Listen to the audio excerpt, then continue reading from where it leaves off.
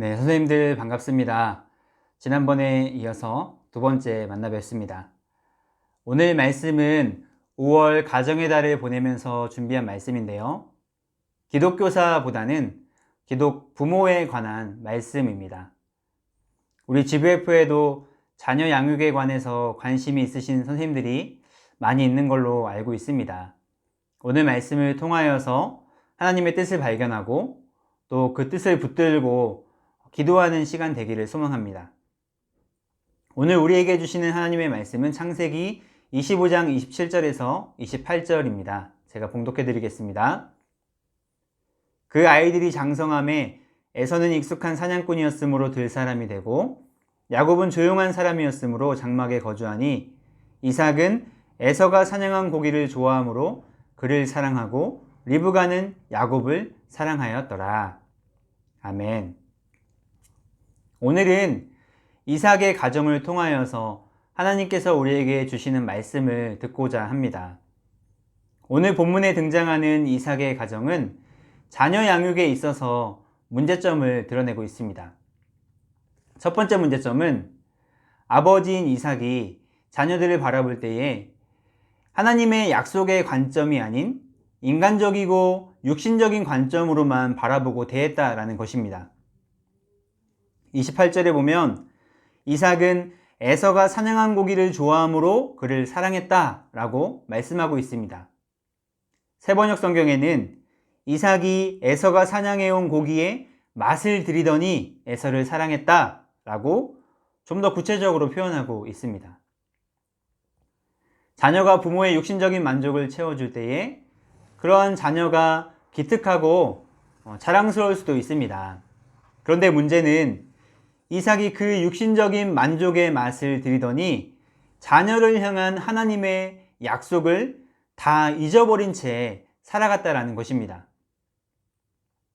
창세기 25장 23절에 보면 하나님께서 리브가에게 두 자녀를 향한 분명한 약속의 말씀을 주십니다. 여호와께서 그에게 이르시되 두 국민이 내 태중에 있구나. 두 민족이 내 복중에서부터 나누이리라.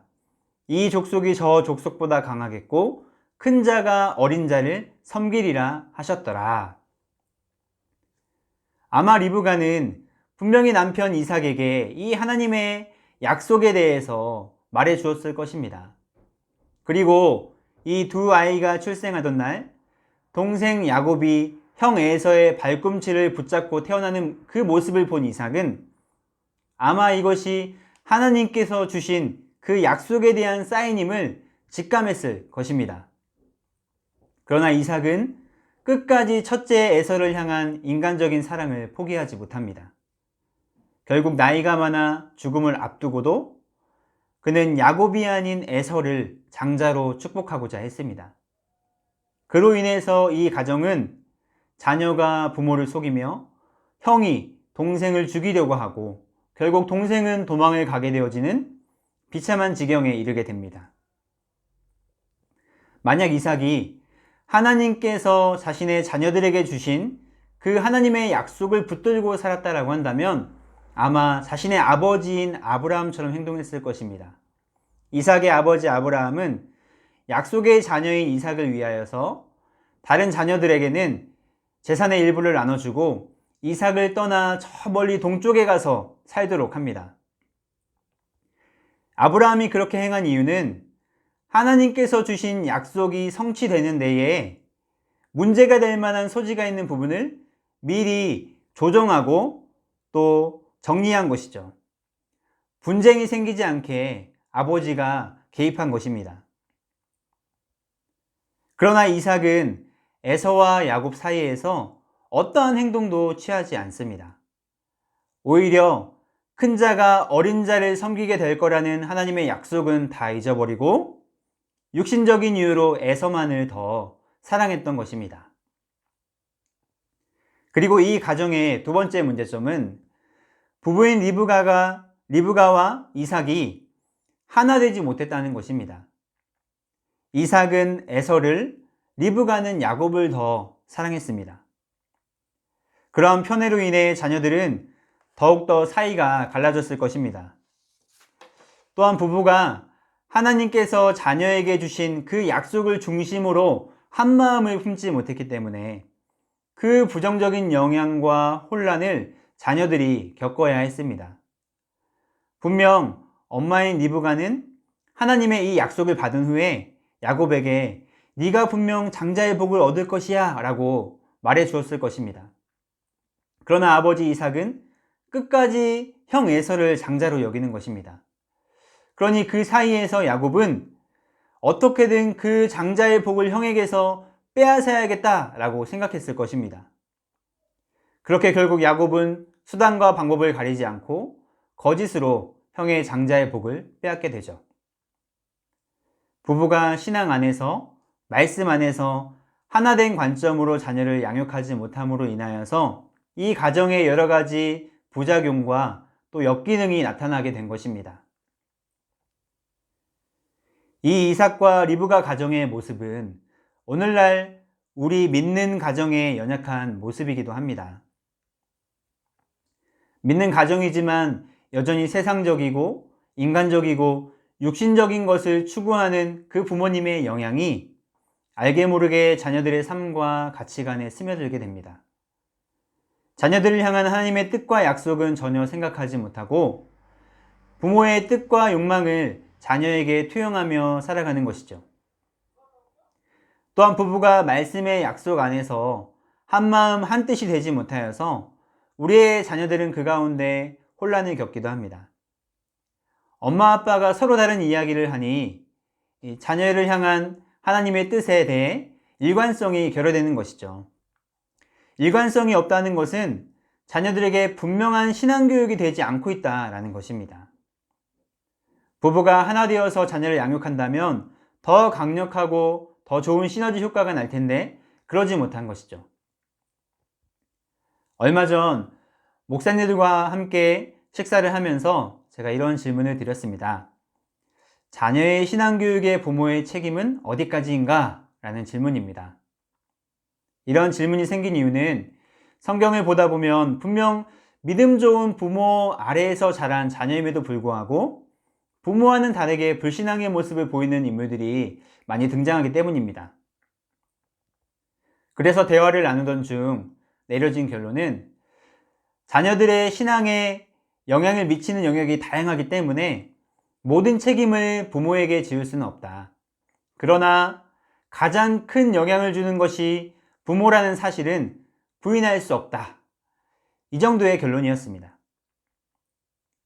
사실 부모인 우리도 연약함과 또 부족함이 있습니다. 우리가 자녀의 신앙 전부를 책임질 수도 없는 노릇입니다. 그러나 어느 누구보다 자녀에게 가장 큰 영향을 미치는 것이 부모이기 때문에 하나님께서 우리에게 맡겨주신 자녀를 위해 부모로서 우리가 마땅히 해야 할 일들을 해야 하는 것이죠. 부모로서 하나님께서 맡겨주신 이 자녀를 위해서 우리가 마땅히 해야 할 가장 중요한 일이 무엇일까요? 그것은 자녀들을 말씀의 사람으로 키우는 것입니다. 가장 완전하고 온전한 그 말씀의 약속 위에 자녀들을 세우는 것입니다. 내 자녀이기 이전에 하나님의 자녀이니 말씀에 우리의 자녀들을 의탁하는 것입니다. 이렇게 자녀를 말씀의 사람으로 키우기 위해서는 부모인 우리가 먼저 다른 무엇보다 하나님의 이 말씀과 이 말씀의 약속을 소중하게 여기고 우선순위로 여겨야 합니다. 우리 부모님은 다른 것은 몰라도 하나님의 말씀을 가장 소중하게 여기시지. 그 말씀대로 사는 것을 가장 가치 있게 여기시지. 자녀들이 이것을 부모를 통하여서 몸소 느낄 수 있어야 합니다. 부모가 진정 중요하게 여기는 것을 우리 자녀들도 가장 중요하게 여기게 될 것이기 때문입니다. 또한 세상적이고 인간적인 기준이 아닌 말씀의 기준으로 자녀들을 가르치고 그 말씀의 약속으로 자녀들을 축복해야 합니다. 부모의 입술을 통하여서 선포되어지는 이 하나님의 말씀이 분명 자녀들 마음판에 씨앗으로 심겨져서 하나님의 때에 30배, 60배, 100배의 열매를 거두게 될 것이기 때문입니다. 그리고 구체적인 실천 사항으로 자녀들과 함께 꾸준한 가정 예배를 드려보시기를 추천합니다. 우리가 코로나19로 인해서 경험한 것처럼 앞으로는 가정에서의 신앙과 신앙교육이 더욱더 중요해지는 시대를 우리는 맞이하게 되었습니다. 온 가정이 말씀 안에서 하나 되어지고 말씀의 통치를 받을 수 있도록 가정 예배를 시작해 보시기를 바랍니다.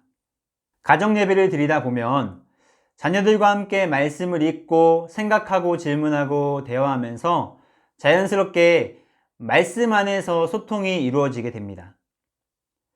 또한 가정 예배가 우리 가정의 문화가 된다면 자녀들은 주일뿐만이 아니라 매일 일상의 삶에서 말씀에 젖어들게 되어지고 또 말씀과 삶의 일치를 몸소 경험하게 될 것입니다.